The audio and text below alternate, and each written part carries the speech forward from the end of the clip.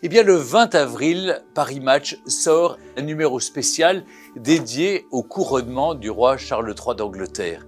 Et à cette occasion, eh bien, je me fais un plaisir de commenter quelques photos qui, peut-être, sont assez symboliques et symptomatiques de ce couronnement.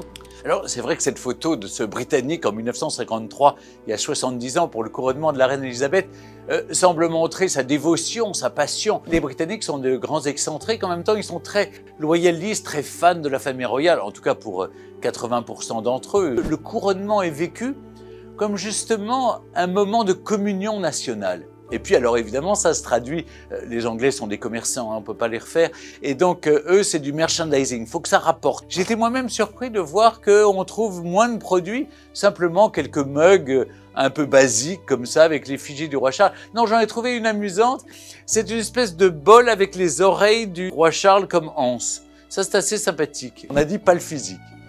Alors sur cette photo évidemment on voit l'archevêque de Canterbury en 1953, déposer la couronne de Saint-Édouard sur la tête de la fragile et jeune reine Elisabeth. C'est carrément une autre ambiance. En 1953, vous avez 8500 personnes invitées.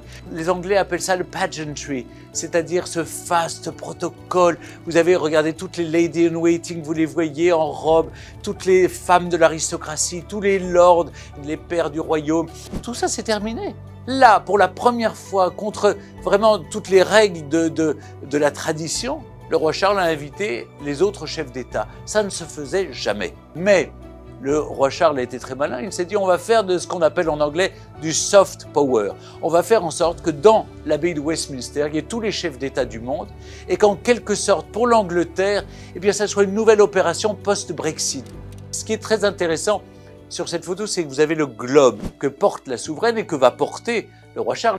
Ce globe terrestre qui montre eh bien, l'universalisme en quelque sorte. Et ces deux sceptres que vous voyez sur le trône, vous avez le pouvoir temporel d'un côté, avec le sceptre qui a d'ailleurs le diamant, le Cullinan, et de l'autre côté, vous avez l'autre sceptre avec la colombe et qui est le Saint-Esprit.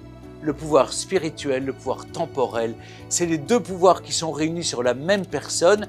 Si vous voulez, dans un sacre ou un couronnement, vous avez tous ces éléments, le spirituel, le temporel, le populaire avec l'acclamation, plus la couronne sur la tête qui montre qu'il réunit avec sa tête en quelque sorte eh bien l'ensemble des composantes du royaume.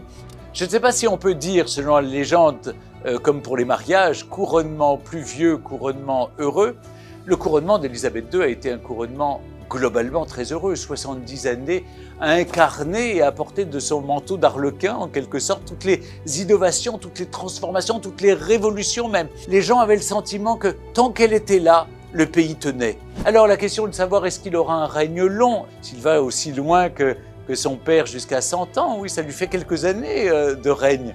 Donc je terminerai en disant God save the King. Ce qui est important, c'est que les Britanniques, eh bien, ils sont légalistes. À partir du moment où le roi est monté sur le trône, il y a comme un état de grâce. Et donc là, il est presque inviolable, intouchable.